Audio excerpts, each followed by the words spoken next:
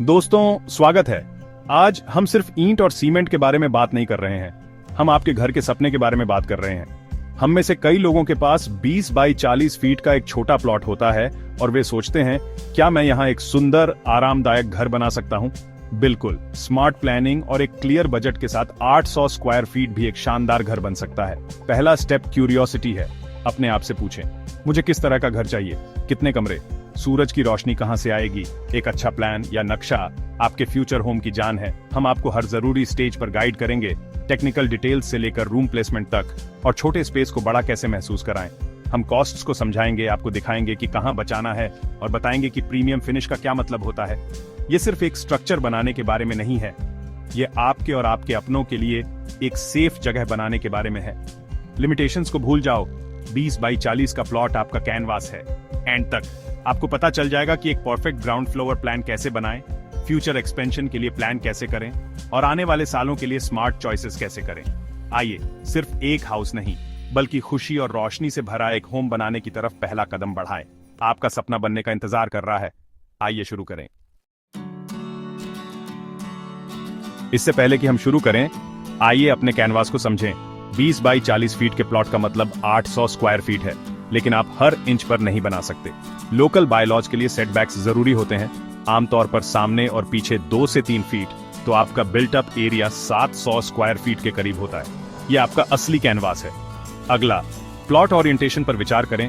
North, south, east या waste facing. ये सूरज की रोशनी और वेंटिलेशन को अफेक्ट करता है। ईस्ट फेसिंग प्लॉट्स को हल्की सुबह की धूप मिलती है, किचन या लिविंग रूम के लिए बढ़िया है। नॉर्थ फेसिंग प्लॉट्स को पूरे दिन अच्छी रोशनी मिलती है। स्मार्ट ओरिएंटेशन कंफर्ट को मैक्सिमाइज करने और एनर्जी कॉस्ट्स को कम करने में हेल्प करता है। सुनिश्चित करें कि आपके प्लॉट के लीगल डॉक्यूमेंट्स सही हैं और सभी जरूरी अप्रूवल्स ले लें। एक सिंपल टेस्ट से मिट्टी की क्वालिटी चेक करें, यह आपको फ्यूचर की परेशानियों से बचा सकता है। शुरू करने से पहले पानी, सीवेज और इलेक्ट्रिसिटी तक पहुंच कंफर्म करें। इन डिटेल्स को पहले से जानने से कंस्ट्रक्शन स्मूथ होता है और सरप्राइज से बचा जा सकता है। इसे एक लंबी यात्रा से पहले मौसम की जांच करने जैसा समझें। अब आइए तय करें कि सब कुछ कहां जाएगा। ये जोनिंग है। आपके घर में public zone, drawing room, semi private, kitchen, dining और प्राइवेट बेडरूम, बाथरूम होते हैं। मुख्य बात स्मूथ फ्लो और प्राइवेसी है। ड्राइंग रूम को सामने रखें, मेहमान प्राइवेट स्पेस को क्रॉस किए बिना यहीं से एंटर करते हैं। किचन घर का दिल होता है, आइडियली साउथ ईस्ट में, लेकिन वेंटिलेशन और डाइनिंग से कनेक्शन को प्रायोरिटी दें। एक ओपन या सेमी ओपन किचन एक छोटे डाइनिंग एरिया के बगल में स्पेस को बड़ा महसूस कराता है। किचन को पीछे या बीच में रखें, वेंटिलेशन शाफ्ट या पीछे के खुले स्पेस के पास। बेडरूम क्वालिटी और प्राइवेसी के लिए पीछे होने चाहिए, जिनकी खिड़कियां बैकयार्ड में खुलती हों। बाथरूम अटैच्ड या पास होने चाहिए, अच्छे वेंटिलेशन के साथ। कॉम्पैक्ट घरों में एक OTS open to sky shaft जरूरी है। ये जोनिंग कंफर्ट, प्राइवेसी और स्पेस के एफिशिएंट यूज को सुनिश्चित करती है। हर जोन की अपनी जगह होती है, जिससे आपका छोटा घर बड़ा महसूस होता है। स्मार्ट जोनिंग एक खुशहाल फंक्शनल घर का सीक्रेट है। आइए आइडियल फ्लावर प्लान पर चलते हैं। आइए आपके 20 बाई 40 प्लॉट के लिए परफेक्ट ग्राउंड फ्लावर का स्केच बनाएं। एक छोटे पोर्च से एक वेलकमिंग ड्राइंग रूम में एंटर करें। 10 बाई 12 फीट नेचुरल लाइट से भरा हुआ एक सेंट्रल लॉबी घर को जोड़ती है, जिसमें एक तरफ सीढ़ी और दूसरी तरफ कॉमन टॉयलेट होता है। ये लेआउट मूवमेंट को स्मूथ और स्पेसेस को कनेक्टेड रखता है। सीढ़ी के बाद आपको एक L shaped open kitchen 6 by 8 feet और 4 लोगों के लिए एक डाइनिंग एरिया मिलेगा। इस एरिया को लाइट और वेंटिलेशन के लिए ओटीएस या खिड़की के पास रखें। पीछे की तरफ master bedroom 10 by 14 feet privacy और एक अटैच्ड बाथरूम प्रदान करता है। एक बड़ी पीछे की खिड़की क्रॉस वेंटिलेशन और एक शांत दृश्य सुनिश्चित करती है।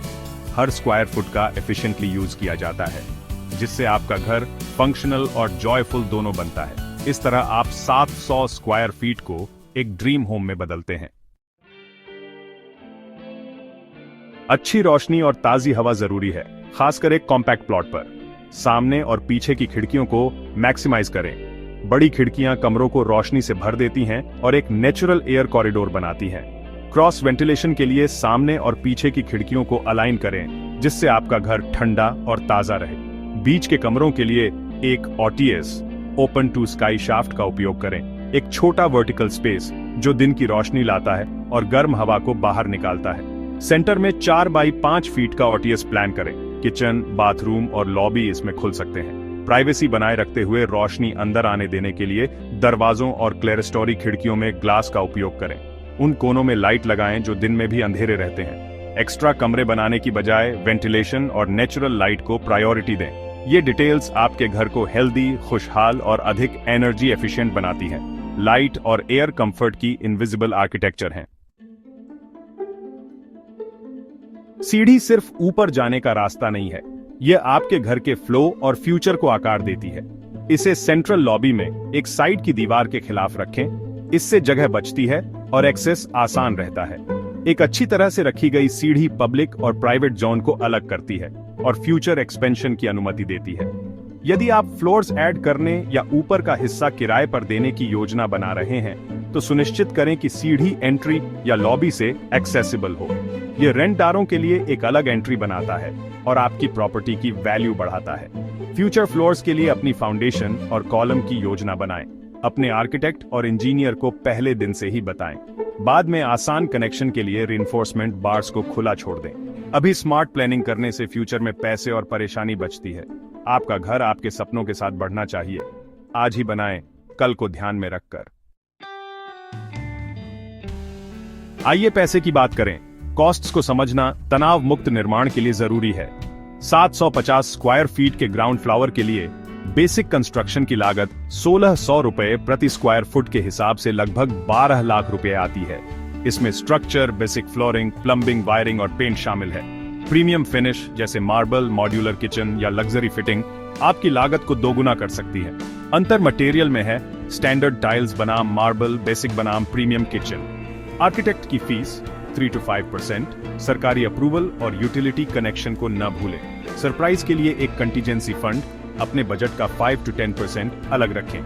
12 लाख के निर्माण के लिए इन जरूरी चीजों के लिए 2 से 3 लाख एक्स्ट्रा प्लान करें। कुल प्रोजेक्ट कॉस्ट एक अच्छी क्वालिटी के ग्राउंड फ्लोर के लिए लगभग 14 से 15 लाख रुपए।